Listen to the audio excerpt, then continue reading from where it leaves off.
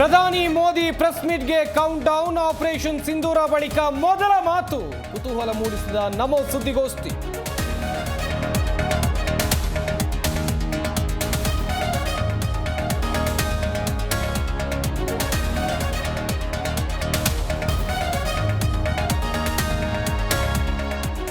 ಎರಡೂ ರಾಷ್ಟ್ರಗಳ ಡಿಜಿಎಂಒ ಸಭೆ ಮುಕ್ತಾಯ. ಹಾಟ್ಲೈನ್ ಮೂಲಕ ನಡೆದ ಮಹತ್ವದ ಸಭೆ.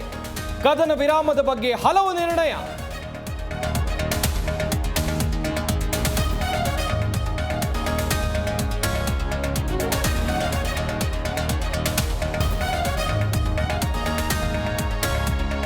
ಸರ್ಕಾರ ಏನೇ ಆಕ್ಷನ್ ತಗೊಂಡ್ರೂ ನಮ್ಮ ಬೆಂಬಲವಿದೆ. ಸರ್ವಪಕ್ಷ ಸಭೆ ಕರೆಯೋಕೆ ಪ್ರಧಾನಿ ಮೋದಿಗೆ ಪತ್ರ.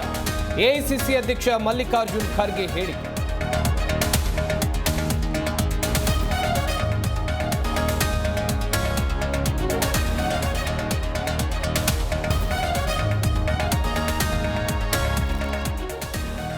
ಬಲೂಚಿಗಳ ರೋಷಾವೇಶಕ್ಕೆ ಪಾಕ್ ಗಡಗಡ. 51 ಸ್ಥಳಗಳ ಮೇಲೆ ಬಿಎಲ್ಎ ಅಟ್ಯಾಕ್. 93,000 ರೈಫಲ್ಸ್ ಕೊಡಿ ಎಂದು ಭಾರತಕ್ಕೆ ಬೇಡಿಕೆ.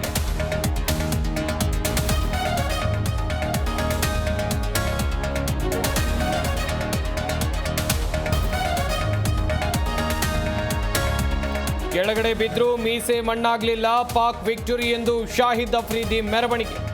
ಮಾಜಿ ಕ್ರಿಕೆಟಿಗನ ಭಂಡತನಕ್ಕೆ ಆಕ್ರೋಶ.